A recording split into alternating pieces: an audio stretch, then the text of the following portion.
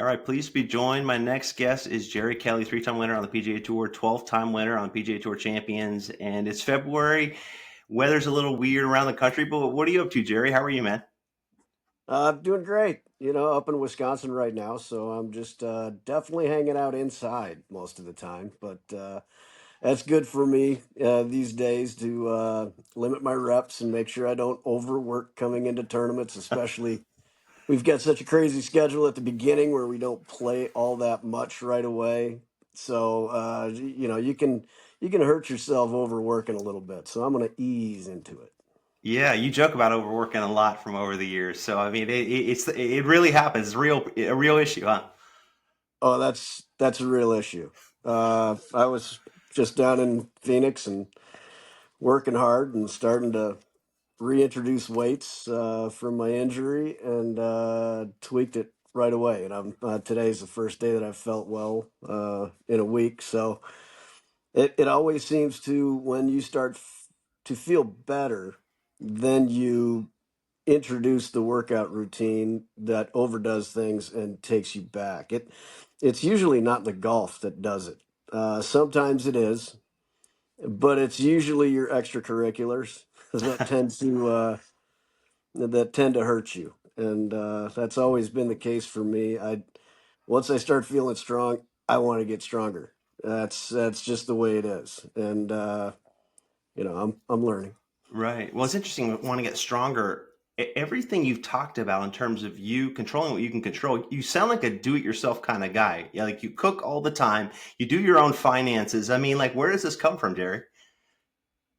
Just Midwest roots. My dad taught me well, and he was a life insurance guy, owned his own business, and just taught me how to be self-reliant in that respect. Once I turned pro and got an agent, I realized that we weren't always in line with what I wanted or needed when I saw the reservations that they made for me and things like that. So within the first month, I was taking everything over myself, and it's never changed from there. I mean, you trust yourself, so you gotta do you, right? Yeah, I mean, hey, when I show up at a place and I made a reservation for the wrong day, or I show up at the airlines and I made a PM reservation when I thought it was an AM reservation, there's nobody Happens. that I can get mad at except for me. So I kind of like it that way too. Uh, I don't I don't need a second caddy. I've I've already got Right. one, and I know it's my fault there every time too. But well, not every time, but most of the time, I will say yes. Right. Well, your caddy, you mentioned, Eric Miller, it sounds like it's been about 18 and a half years on the bag for you through PGA Tour and now PGA Tour Champions. I'm curious, he would have been on the bag for you at Phoenix Opens in the past. I know you've played many Yeah. in the past. It is Phoenix Open week. What is it like to be competing inside the ropes with all that raucous crowd? Uh, that was probably one of my most favorite and least favorite at the same time. It was my most favorite because when you've got that much energy, it is unbelievable. And a lot of us can control that adrenaline rush that we get, but when you're there, especially on 16, and you just know if you miss a green, you're going to get booed. There is just a heightened sense that we don't normally get from week to week. We used to get it out at Pleasant Valley out in Boston, just outside of Right. Boston. That was an incredible one. That was the original heckling tournament, I think, was there. And then it turned into Beth Page after that.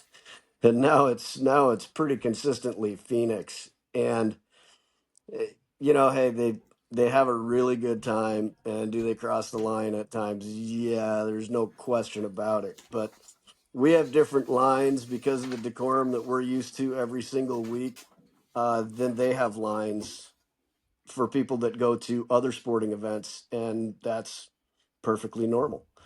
So for us to endure what other sports athletes have to endure for 1 week. Hopefully, only 1 week. Maybe Right. maybe a couple because the Ryder Cup's going to be pretty incredible.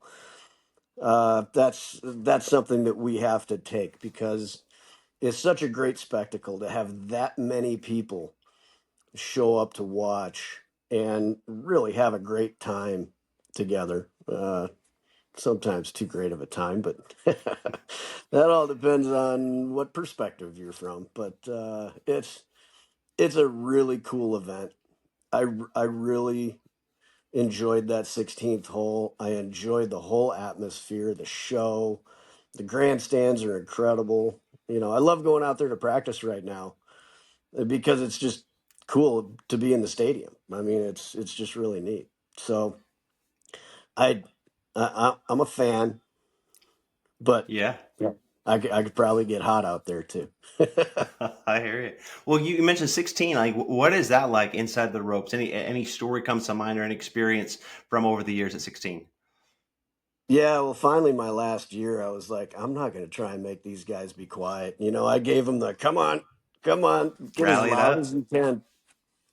And unfortunately, I think that was Friday afternoon, not Saturday or Sunday. But it was really loud, and the energy was just incredible. I mean, I was shaking in my boots and hit a really good shot and made birdie and got out of there. So it's fun to interact and just be in that kind of stadium is really cool. Hmm. Well, Zach Johnson had mentioned last year that he's done with it. I mean, basically he feels like it's crossed the line his entire career. The way the crowds are managed or mismanaged, depending on who you're talking to. What's your view on that? I mean, he comes from the Midwestern roots that I do, and we expect uh, a certain respect out of the people who are watching, and we just have to realize this is a sporting event. This isn't just a normal golf tournament. This is 1 week out of the year where it is different. And has it changed a lot of the PGA Tour landscape because of it? I think so. I think they've had a hand in changing the way, but I think that's just this generation too. In the last couple generations, that they have fun, and they're not going to be held to that button up situation as much as we want them to. Uh, it's it's not going to happen. So you can either show up and embrace it, or you better not show up because once you start going against it, that's like swimming against the tide. Yeah, I mean, you're going to get swept out to sea really quick. So, Well, you're outnumbered to begin with. oh yes, you are. Yeah, it is incredible. Augusta is the one place that that's the bucket list. People have to go experience Augusta.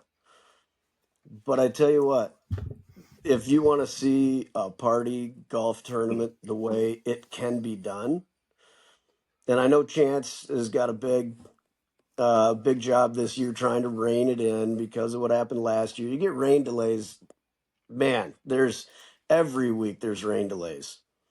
You've got no chance. I mean, you can't even shut the alcohol off because it's too late.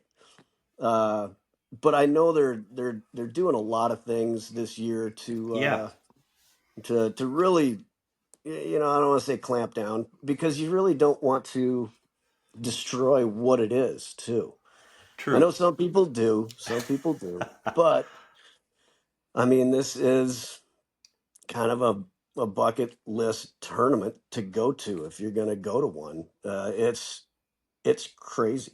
It really is. It's a show. When it's only 1 week out of the year, so it's like, okay, if Yeah, you're gonna let loose a little bit, why not just let it happen once, right? yeah, yeah. And if you can just keep it to the fact where law enforcement doesn't have to play a part in it, then and that's usually walking that fine line when you've got enough public intoxication on every single hole that you don't know what to do with.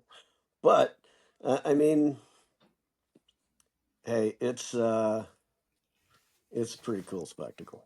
Mm.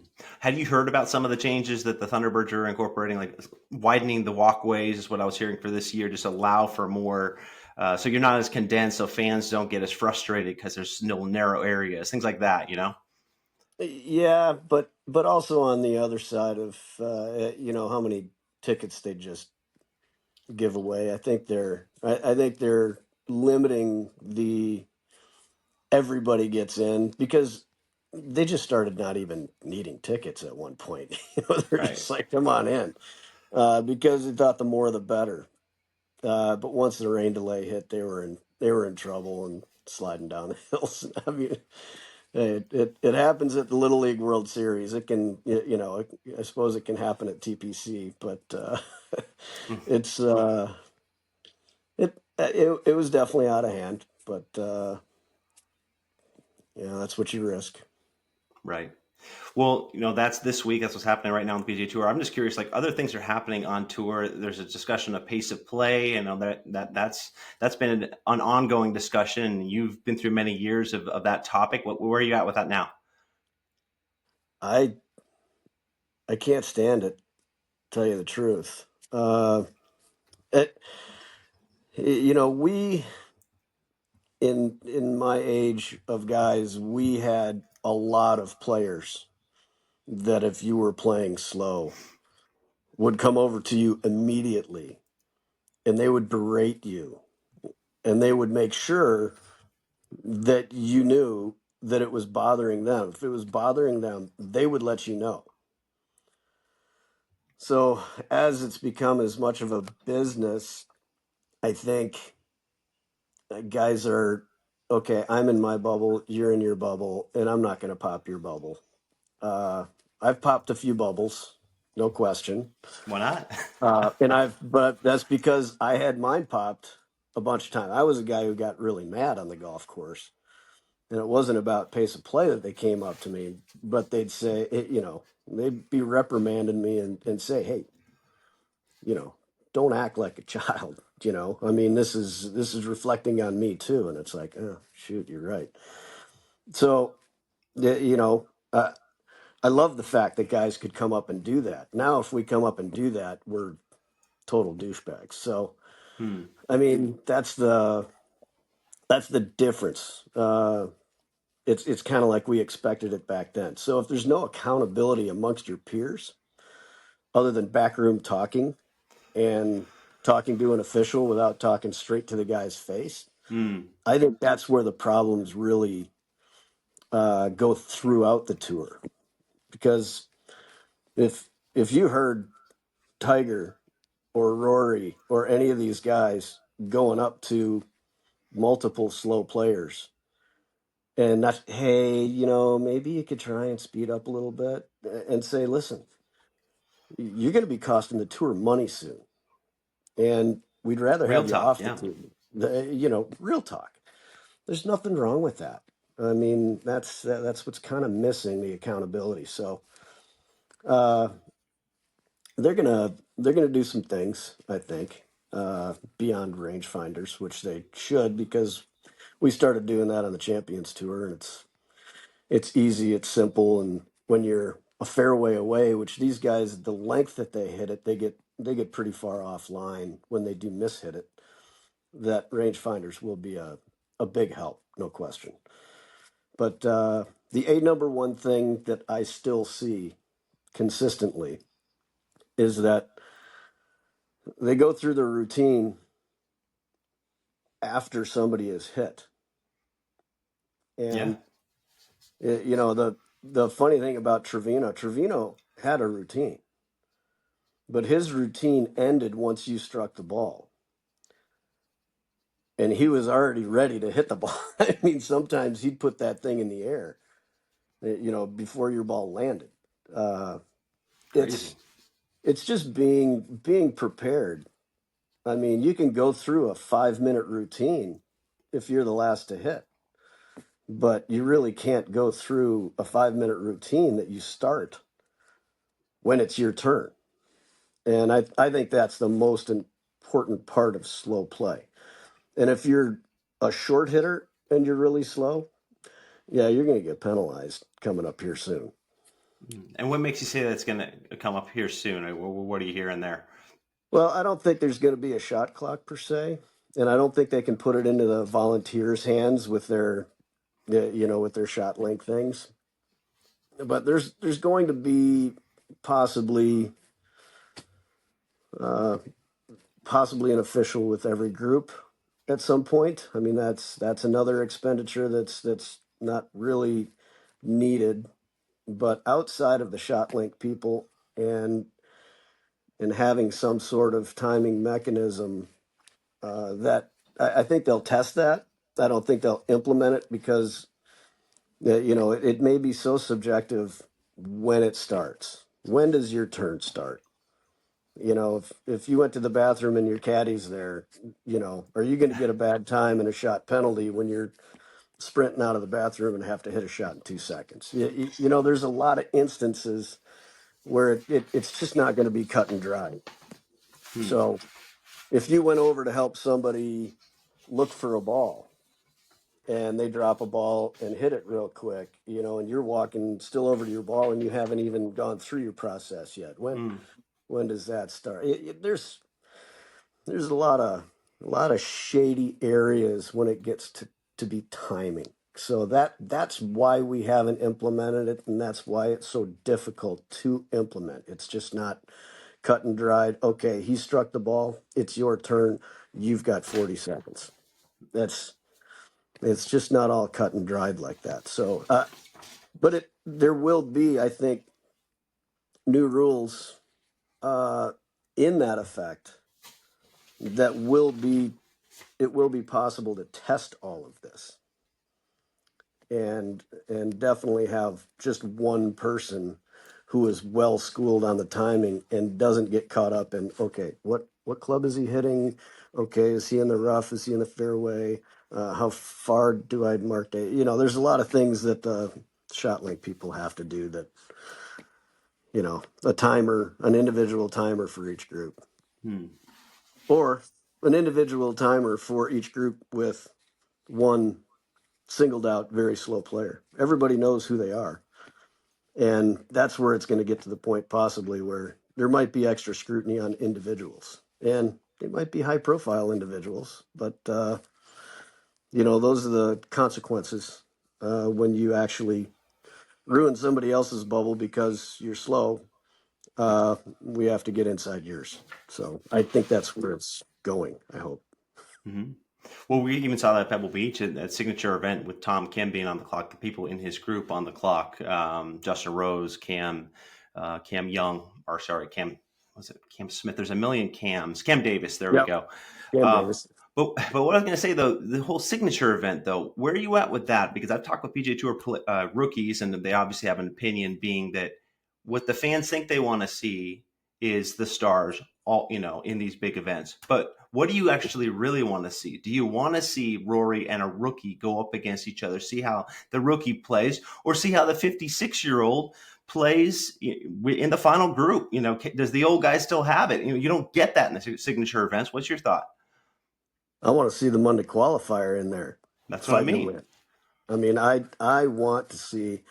I was against the World Golf Championships when they were made, and this is just another iteration of the World Golf Championships. Uh, Although it's within the PGA Tour itself, and I wouldn't, if I was on the board, I would have fought tooth and nail not to go down to 100.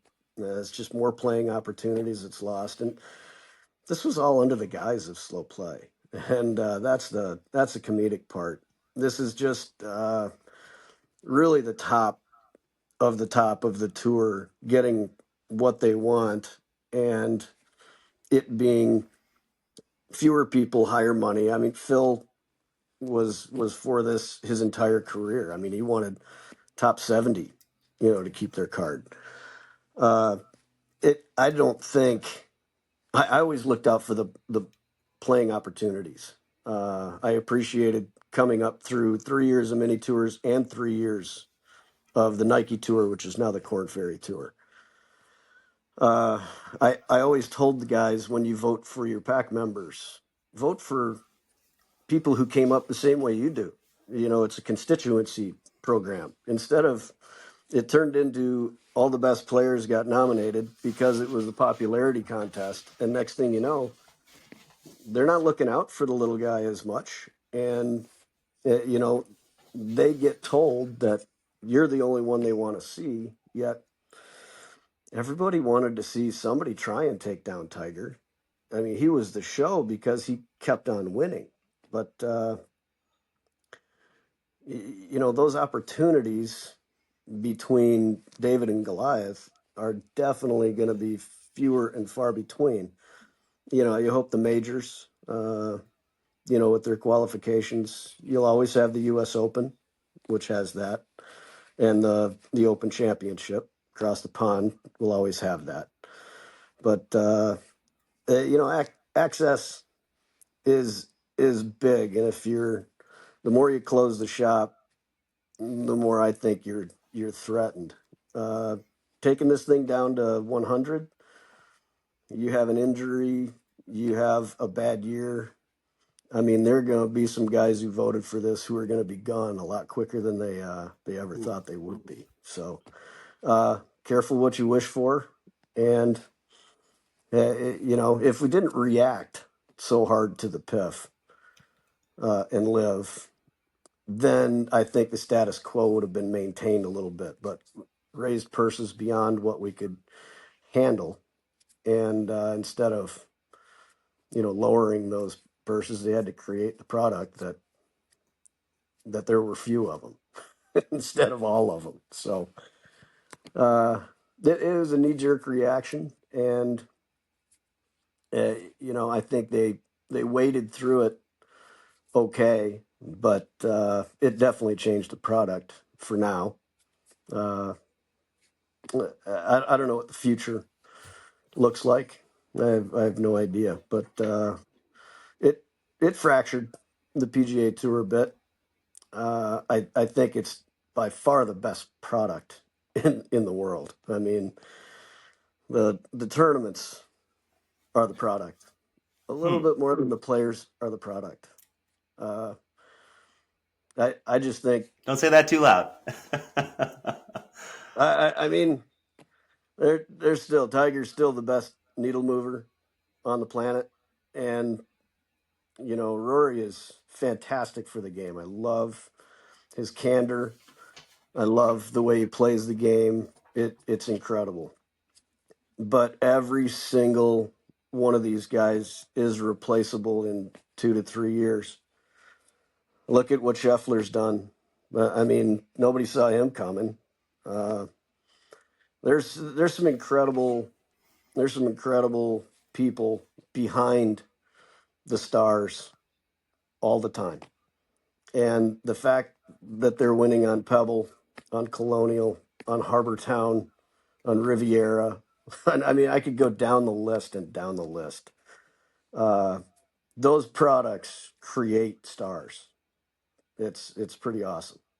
Hmm.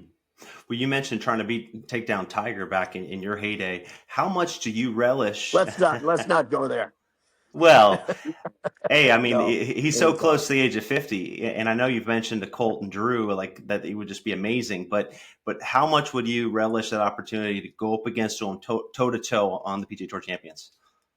Oh, I would love it. I mean, absolutely love it. I mean, the mystique is still there. He's an absolute stud. He's got such a bad leg, which is going to translate into hips and back as he gets older. Uh, but the work that he's putting in to be the player he is right now, I mean, that is the legendary status of him. Is his work habits, I would say. I mean, it is pretty awe-inspiring, and it is inspiring to all of us, and it has been to get better, get stronger. I mean, he's the reason I hurt myself working out every Hmm. single time that I do. I guarantee you, if he wasn't beating my head against the wall for 22 years, 23 years, I wouldn't have been doing that nearly as much. So, Hitting the gym uh, and You just putting up weights, or what specifically? Yeah, yeah, absolutely. But the never-ending quest to try and get as good as him. That's it's what we all have to do. And I mean, the fun thing is you have these all these young kids now who saw his roadmap. We saw Nicholas's roadmap. They're seeing Tiger's roadmap, seeing that they can do it at a young age, and they believe that at a young age. Huge difference. I was a 28-year-old young rookie. That's it's changed a little bit. I mean, Big this time. guy's Blades Brown. He's 17 years old going out there, and he's not afraid of anything. And he knows the game. I think the Bellata ball had a lot to do with that. By the way, trying to control that ball was pretty crazy. But you can go into the equipment arena all you want, but it's Tiger's roadmap that showed young guys that they can do it at a young age, and I owe him pretty much everything. So just to be able to play some rounds with him and compete against him, I would really love that. At this age of your career, huh? Sorry, you broke up on that one. Oh, I was just saying, at this stage of your career, you'd love that. Any stage of my career, I mean, yeah, I would love to, win the majors out here on the Champions Tour and play against him on the regular tour majors as well, not just on the Champions Tour. But I've got to do my part. He's already done his part. He'll get in all those forever. I have to do my part to to go up against him until he comes out here. Yeah. Well, and what was it like to go up against him toe to toe? I know, like 2001 players, for example, you guys were in that final group. Like, what was that atmosphere and just that challenge like? The biggest thing, you can put it to my hockey background or what, but hey, I'm not afraid of playing against Tiger. I'm not afraid of playing golf. I know what he can do on a golf course. I'm not afraid of that in any way, shape, or form. The arena when you play with Tiger is different than any arena you ever face. I'm an impatient guy. I'd make a birdie. I'll be fired up. I get to the next tee, and there's 50, 60 photographers and videographers and everybody filtering in right in front of where you want to hit the ball. And I'd be like, stop, hey, move that, go like this way. Tiger makes a birdie. He strolls to the next tee, and he's talking with Stevie. He's just messing with his club head. He hasn't even pulled the driver out yet. Now I understand what he's doing. He's waiting for the sea to calm in front of him. And once he kind of sees that, and he's calm enough to let that happen, I'd fight that situation every single time. And it took me a lot. It took me till like right now to figure that out. No. but that is the hardest part about playing with Tiger is the environment around you. It's it's nonstop, every single hole. Something, if you can let something bother you, something will bother you. When you're not playing with Tiger, you've only got 10,000 people watching you. Yeah, it's no problem. But when you've got 50, 60,000 on each hole, roving around, some of them running up, and even playing in front of them is tough because they Yeah. all run up ahead while you're. I mean, it's a crazy show, and I want to be in that as much as I possibly can. I would love to play with him more in the height and gotten used to that more. It only would have made me better, and but it still has made me better the way I can understand it now. Hmm. Well, and even when you play with him at the Players, you guys restart on that Monday, and he hits it to 6 inches on that 10th hole. Like, how do you not overreact to the way he's playing? How do you balance that? Hey, I duck hooked it into the left bunker on 10. I had to snap slice it around the palm trees that were sticking out right there. And I got it on the green perfectly. And it was about a foot from actually going down that hill and going to the pin. And I'm like, yeah, that was pretty good. I like that one. Then yeah, 6 inches. Okay. Thank you very much. Then, of course, he's hitting iron into the next par five. And I'm, I'm like, oh, man, here we go. But I fought back. I think I birdied 15, but I didn't birdie 16. He duck hooked it into the woods on 16 and hit a cart path and got all the way through the woods and had like 7 iron into the green. And I make par. So I mean, he's so lucky. You got to chalk it up to something, right? Yeah. Wow. Well, yeah, obviously a lot of excitement going up against Tiger in '01 at the Players. And I want to wrap up here just by asking you one other current topic. Tiger's related to this too. TGL. I mean, it's live TV. We're seeing even Tiger and Rory on Monday last week. What's your overall thought on TGL so far? I think they got to blow up those stats a little bit more. Uh, I that's the whole reason to hit into a screen is to have all of the numbers up there. Get those numbers up there bigger, quicker, more prominent, and make each player. I think that's the coolest part of it. I think they should have a couple weeks where. Do you remember those old posters of the crazy golf courses like the Niagara Falls golf course and Oh the yeah. mountain golf course? It was just a tee perching out somewhere and then a green up crazy, and you never imagined being able to play something like that because you couldn't build it.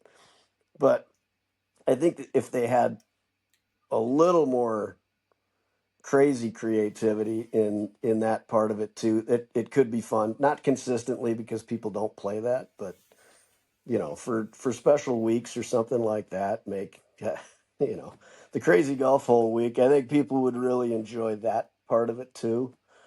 Uh, but I like the team aspect in that. You like seeing the way that they interact. Uh, Always liked watching the team events, no question. Uh, I haven't gotten into the live team event thing yet. I get it, but it's not. I don't know why it's not the same. It doesn't feel like the same to me. I don't know, but that's yeah, I'm not going there. Uh, uh, but it's the interactions between the guys. Uh, I think they could let loose even more, but it's tough. They're trying to compete, and I know what they're like as competitors. And if they get too far out of their bubble, they're not going to be as good of a competitor, and they don't want that to happen either.